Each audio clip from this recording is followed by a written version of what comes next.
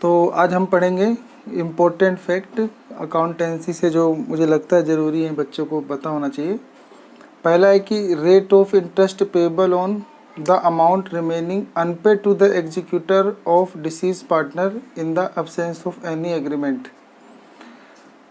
देखो, कह रहा है कि जो एग्जीक्यूटर होता है उसके एग्जीक्यूटर को कितना इंटरेस्ट दिया जाता है जब उसकी कोई राशि बाकी रह जाती है एग्रीमेंट के तहत। तो उसके जो पैसे बाकी रह जाते हैं उस पर 6% पर एनम इंटरेस्ट दिया जाता है, याद रखना है, ठीक है। रिवैल्यूएशन अकाउंट का दूसरा नाम profit and loss adjustment account है, इसे नॉमिनल अकाउंट भी कहते हैं, ठीक है।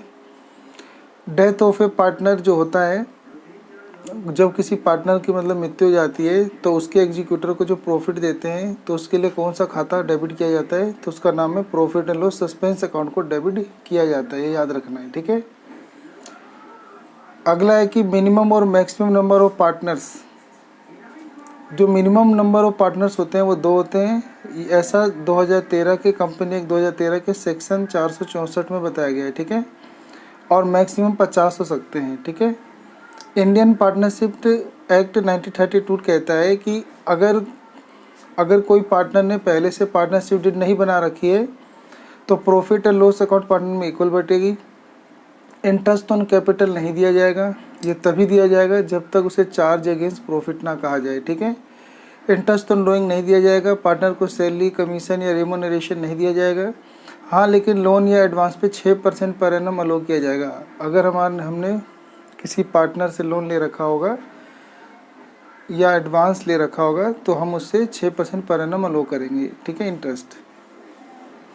अगला है कि इंटरेस्ट ऑन कैपिटल अगर मंथली के बिगिनिंग में दिया जाए, मतलब बिगिनिंग ऑफ ईच मंथ के, मतलब हर महीने के बिगिनिंग में ही अगर इंटरेस्ट ऑन कैपिटल दिया जाएगा तो कितना, मतलब इंटरेस्ट ऑन ड्राइंग था, सॉरी। अगर कोई पार्टनर इंटरेस्ट मतलब ड्राइंग कर लेता है तो उसके हर महीने के अगर बिगिनिंग में ड्राइंग करता है रेगुलर इंटरवल पे तो 6.5 मतलब एवरेज पीरियड 6.5 लेना है, मिडल में करेगा तो 6 लेना है, एंड में करेगा तो 5.5। अगर क्वार्टरली करेगा तो बिगिनिंग में 7.5, मिडल में 6 और अगर एंड में करेगा तो 4.5। अगर हाफ ईयरली ड्राइंग करेगा तो बिगिनिंग होने पे 9%, मिडल होने पे 6% और हाफ ईयरली के एंड में निकालेगा तो 3% लेना है, ठीक है। इंटरेस्ट ऑन कैपिटल निकालने के लिए आपको अमाउंट ऑफ कैपिटल लिखना है, रेट ऑफ इंटरेस्ट लिखना है और टाइम का ध्यान रखते हुए उसे मल्टीप्लाई करना है, तो आपका इंटरेस्ट ऑन कैपिटल आ जाएगा। ओपनिंग कैपिटल निकालने का फॉर्मूला याद रखना है, closing capital plus drawing minus profit और माइनस एडिशनल कैपिटल। फिर यहाँ पे याद करना है हमें कि पार्टनर को कमीशन देना। अगर हमें पार्टनर को कमीशन, एक होता है कि बिफोर, एक होता है आफ्टर, यानी नेट प्रॉफिट बिफोर कमीशन, सच कमीशन, ठीक है, नेट प्रॉफिट बिफोर कमीशन, तो ऐसा आ जाएगा। तो नेट प्रॉफिट बिफोर कमीशन को रेट ऑफ कमीशन से गुना करके बटे 100 कर देंगे। अगर नेट प्रॉफिट आफ्टर चार्जिंग सच कमीशन लिखा जाएगा तो फिर नेट प्रॉफिट बिफोर कमीशन को गुना कर लेंगे रेट ऑफ कमीशन से और डिवाइड कर देंगे 100 प्लस रेट से, ठीक है, याद रखना है। प्रॉफिट एंड लॉस अकाउंट में कौन कौन सी चीज़ों को डेबिट किया जाता है जो कि फर्म के लिए चार्ज अगेंस्ट प्रॉफिट होती हैं, तो एक तो किसी भी पार्टनर का रेंट है, किसी पार्टनर का लोन है और अगर किसी मैनेजर का कमीशन है, तो इन तीनों को प्रॉफिट एंड लॉस अकाउंट में डेबिट साइड दिखाया जाता है। इन तीनों को कभी भी profit and loss appropriation account में नहीं दिखाया जाता है, याद रखना है, ठीक है। जनरल लीजर का हमेशा क्रेडिट बैलेंस होता है। गुडविल एक इंटेंजिबल एसेट्स है और ये हेल्प करता है इन अर्निंग एक्सेस प्रॉफिट, ये अधिक प्रॉफिट कमाने में मदद करता है फर्म को। सुपर प्रॉफिट का फार्मूला है कि actual profit minus normal profit, ठीक है। और कैपिटल एम्प्लॉय को ही नेट एसेट्स कहते हैं, इसका फार्मूला है कि ऑल एसेट्स में से घटा दिया जाए आउटसाइडर लायबिलिटी, और अगर पर्सन में कोई गुडविल दिए तो एग्जिस्टिंग गुडविल घटा देंगे, कोई फैक्टिटी एसेट दिया है तो वो घटा देंगे और नॉन ट्रेड इन्वेस्टमेंट दिया है तो वो घटा देंगे, ठीक है। तो आपका कैपिटल एम्प्लॉय या नेट एसेट्स आ जाएगा। कैपिटल एम्प्लॉय का फार्मूला रहेगा आपका नेट प्रॉफिट बटे में NRR होता है, ठीक है, यानी नॉर्मल रेट ऑफ रिटर्न। और गेनिंग रेशियो का फार्मूला याद रखना है न्यू माइनस ओल्ड। और एग्जिस्टिंग गुडविल जो होती है उसको हमेशा ओल्ड रेशियो में ही राइट ऑफ करना है। और रिम्यूनरेशन अकाउंट एक नॉमिनल अकाउंट होता है, सॉरी रिवैल्यूएशन अकाउंट एक नॉमिनल अकाउंट होता है। सेक्रीफाइसिंग रेशियो कब कब निकाला जाता है, तो जब पार्टनर आपस में change in sharing profit ratio कर लेते हैं तो, और या कोई पार्टनर एडमिशन लेता है तो सेक्रीफाइसिंग रेशियो निकाला जाता है।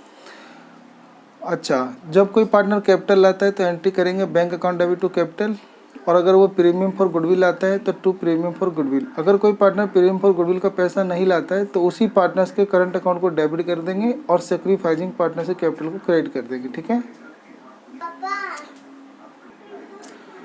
ये सिक्योरिटी प्रीमियम रिजर्व लिखा हुआ है, तो इस साल जो रिजर्व लिखना अलाउ नहीं है, तो सिक्योरिटी प्रीमियम ही लिखना है। ठीक है, कॉल सिनेरियर जो होता है, अगर किसी मतलब शेयर होल्डर से कुछ पैसे चुकाना रह जाता है तो उसे कॉल इन एरियर रह जाते हैं कहते हैं, तो उस पर कितना इंटरेस्ट चार्ज किया जाता है जब तक समय तक वो पैसा नहीं देता है, तो उसे टेबल एफ में बताया कि 10% चार्ज किया जाता है। ठीक है, और ये जो कॉल इन एरियर इसे कहाँ शो किया जाता है, इसे बैलेंस शीट में, तो इसे बैलेंस शीट में ना subscribe but not fully paid up में माइनस किया जाता है। ठीक है, तो ये आपको किस साइड शो किया जाता है, तो ये आपका इक्विटी एंड लायबिलिटी साइड में शेयर होल्डर फंड के अंदर नोट टू अकाउंट में subscribe but not fully paid up में माइनस किया जाता है। और कॉल इन एडवांस पे कितना परसेंट दिया जाता है, तो कॉल इन एडवांस लेने पे 12% इंटरेस्ट दिया जाता है पर एनम। और इसे कहाँ शो किया जाता है कॉल इन एडवांस को, तो इसे इक्विटी एंड लायबिलिटी साइड में करंट लायबिलिटी के अंदर अदर करंट लायबिलिटी में दिखाया जाता है। ठीक है, याद रखना है। फॉरफिटेड शेयर को कहाँ दिखाया जाता है, तो इसे इक्विटी एंड लायबिलिटी में शेयर होल्डर फंड में दिखाया जाता है। नोट टू अकाउंट्स बनाया जाता है शेयर कैपिटल वाला, और उसके अंदर शेयर होल्डर फंड में दिखाया जाता है। तो जो पेपर में आता है कि जो फॉरफिटेड शेयर होता है इसके पैसे कहाँ ट्रांसफ़र किए जाते हैं, इसमें जो भी प्रॉफिट बचता है तो उसे कैपिटल रिजर्व में ट्रांसफ़र किया जाता है। Loss on issue debenture account के बारे में भी याद रखना है। लॉस ऑन इशू डिवेंचर जो होता है, हानि है, इसे डेबिट किया जाता है और इसे राइट ऑफ कर दिया जाता है statement of profit and loss account में। ठीक है, TDS का पूरा नाम होता है टैक्स डिडक्टेड एट सोर्स। ठीक है, इसका ध्यान रखना है। Discount on issue of debenture, जो हम डिवेंचर जारी करते हैं डिस्काउंट पर, तो ये क्या कैपिटल लॉस है या रिवेन्यू लॉस है, तो सही से आएगा आंसर कि कैपिटल लॉस है, रिवेन्यू लॉस नहीं है ये। ठीक है, debenture issue with a perpetual rate of interest are called zero coupon bond. Zero coupon bond किसे कहते हैं पेपर में आएगा, तो ऐसे डिवेंचर जिसको पर प्री डिटरमाइंड रेट यानी पहले से ही तय किए गए रेट पर जारी किया जाता है, इसे जीरो कूपन बॉन्ड कहते हैं। Dividend is receive on debenture, ये लाइन मतलब ये लाइन पूछी जाती है कि डिविडेंड रिसीव किया जाता है डिवेंचर पे, गलत। डिवेंचर पे डिविडेंड रिसीव नहीं किया जाता है, इंटरेस्ट रिसीव किया जाता है, तो ये गलत था, इसके डिविडेंड हटा के इंटरेस्ट लिखना था। प्रीमियम ऑन इशू डिवेंचर जो होता है कैपिटल रिसिप्ट होता है। डिवेंचर्स सिक्योर बाय इधर फिक्स रेट और ए फ्लोटिंग चार्ज, इसे क्या क्या कहते हैं, फ्लोटिंग चार्ज, तो इसे मोर्टेज डिवेंचर कहते हैं। ठीक है, याद रखना है। Debenture not repayable during the existence of the company, मतलब कंपनी के एग्जिस्टेंस पे जिस डिवेंचर के पैसे नहीं चुकाए जाते हैं उसे क्या कहते हैं, उसे परपेचुअल डिवेंचर कहते हैं। Debenture not secure by any charge on assets को क्या कहते हैं, उसे नेक्ट एसेट्स कहते हैं। Personal account of debt debenture holder, debenture holder के पर्सनल अकाउंट के लिए कौन सा खाता खोलते हैं, तो डिवेंचर अकाउंट ही खोलते हैं। ठीक है, a partners can retire from the firm only with the consent of all other partner, गलत। ये पर्सन आया था कि ट्रू फॉल्स बताने कि क्या कोई पार्टनर सभी पार्टनर के कहने पर वो रिटायर ले लेगा, नहीं। ठीक है, तो ये फॉल्स है। ऑपरेटिंग रेशियो का फार्मूला है cost of revenue from operation और प्लस में ऑपरेटिंग एक्सपेंस और डिवाइड में रेवेन्यू फ्रॉम ऑपरेशन यानी नेट सेल और गुना में 100। डिवेंचर डेटर टर्नओवर रेशियो का फार्मूला होता है नेट क्रेडिट सेल और डिवाइड में average trade receivable. Proprietary ratio का फार्मूला याद रखना है शेयर होल्डर फंड बटे में total assets. Share holder fund निकालने के लिए टोटल असेट्स या टोटल लायबिलिटी दी होगी, उसमें से डेट घटा देना है, यानी लॉन्ग टर्म बोरोविंग और लॉन्ग टर्म डेट घटा देना है। ठीक है, लॉन्ग टर्म प्रोविजन घटा देना है, फिर आपको करंट लायबिलिटी भी घटा देना है, तो आपका निकल आएगा शेयर होल्डर फंड। ठीक है, स्टॉक टर्नओवर रेशियो का फार्मूला होता है कॉस्ट ऑफ गुड्स सोल्ड बटे में एवरेज स्टॉक। ऑपरेटिंग रेशियो और ऑपरेटिंग प्रॉफिट रेशियो, इन दोनों का टोटल हमेशा 100% रहता है। ठीक है, ये आपको याद रखना है, इन दोनों का टोटल 100% रहता है। ग्रोस प्रॉफिट रेशियो का फॉर्मूला ग्रोस प्रॉफिट बटे में रिवेन्यू फॉर्मुलेशन गुना 100 होता है। इंटरेस्ट कवरेज रेशियो का formula net profit before interest and tax divide में रहता है इंटरेस्ट ऑन लॉन्ग टर्म डेब्ट। ये आपको ध्यान रखना है। परचेज ऑफ गुडविल जो होता है, गुडविल को परचेज करना एक इन्वेस्टिंग एक्टिविटी है, कैश फ्लो से याद रखना है। रॉयल्टी रिसीव होना ऑपरेटिंग एक्टिविटी है। Interest pay on debenture by a non finance company, non finance company जब किसी डिवेंचर पर इंटरेस्ट पे करती है तो ये फाइनेंस एक्टिविटी है। और मार्केटेबल सिक्योरिटी खरीदना बेचना कैश इक्विवेलेंट है। और cash and cash flow statement को अकाउंटिंग स्टैंडर्ड 3 के तहत तैयार किया जाता है। Interest receive by finance company, कोई फाइनेंस कंपनी अगर इंटरेस्ट रिसीव करती है तो इसके लिए ऑपरेटिंग एक्टिविटी है। और इंटरेस्ट पे करती है कोई फाइनेंस कंपनी, ये फाइनेंस कंपनी है तो वो भी ऑपरेटिंग एक्टिविटी है।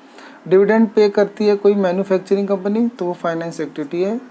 Operating activity is the principal revenue producing activity of the enterprise, किसी एंटरप्राइज यानी उद्योग द्वारा जो प्राथमिक कार्य होता है वो ऑपरेटिंग एक्टिविटी कहलाता है। उसके रिवेन्यू करने का जो बिल्कुल प्राथमिक लक्ष्य और उद्देश्य होता है वो आपका ऑपरेटिंग एक्टिविटी कहलाता है। Investing activity include the acquisition and disposal of fix assets, investment activity के अंदर कोई फिक्स एसेट्स का खरीदना बेचना आता है या उसे प्राप्त करने के लिए खर्च करना आता है। अगला है कि finance activity are the activity which result in change in the size and composition of the owners capital and borrowing of the enterprise. Finance activity के अंदर वो सारी चीज़ें आती हैं जो एक फर्म की कैपिटल और बोरोविंग में चेंजेस लाती हैं। तो इसमें खासकर इशू ऑफ शेयर आता है, डिवेंचर आता है, लोन आता है, बॉन्ड्स आता है, short term borrowing long term borrowing दोनों आते हैं। ठीक है, तो इतना काफ़ी है आज के लिए, इतना मुझे इम्पोर्टेंट लग रहा था तो मैंने इतना चीज़ें आपको बता दिया है। ठीक है।